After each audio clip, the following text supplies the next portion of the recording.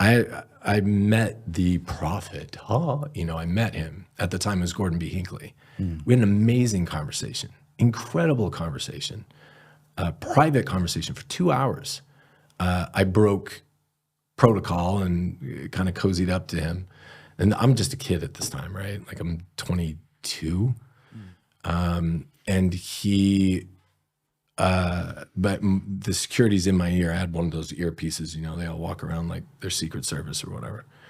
And he said, I was waiting for him to escort him through the underground tunnels that go all under Salt Lake City, all the way to the airport, to his residence.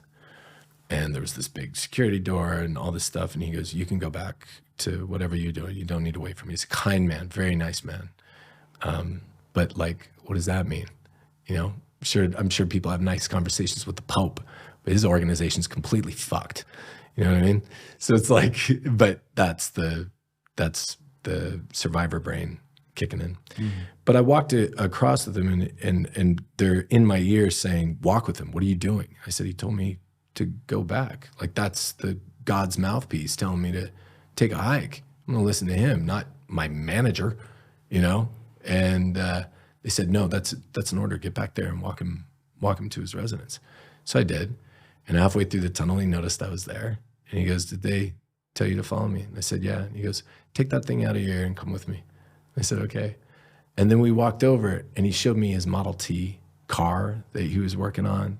He gave me a tour of things. And I'm like, what's the message here? Like, what's he trying to tell me? At this point? 22. Like about 21 or 22. Mm. And at 22. And he then opens up this case and he's got these casino chips and gambling cards and memorabilia from like different places in casinos in Las Vegas that are owned by members of the church. Interestingly enough, gambling is against the church, period. Mm-hmm. Smoking, drinking, coffee, tobacco, even caffeinated drinks to a certain extent, but there's some debate about that. And then, but gambling's like, no. But you can own a casino because you're not gambling.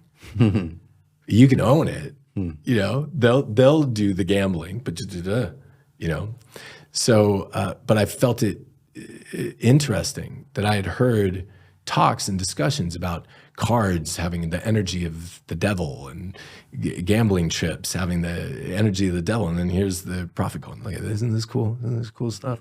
Like, let me walk you around. I love this car. I've been working on this car forever.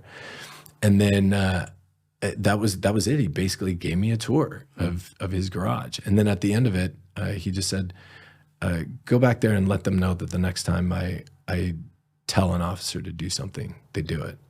I said, okay. I went back. And then I got called in and interrogated and all this other stuff.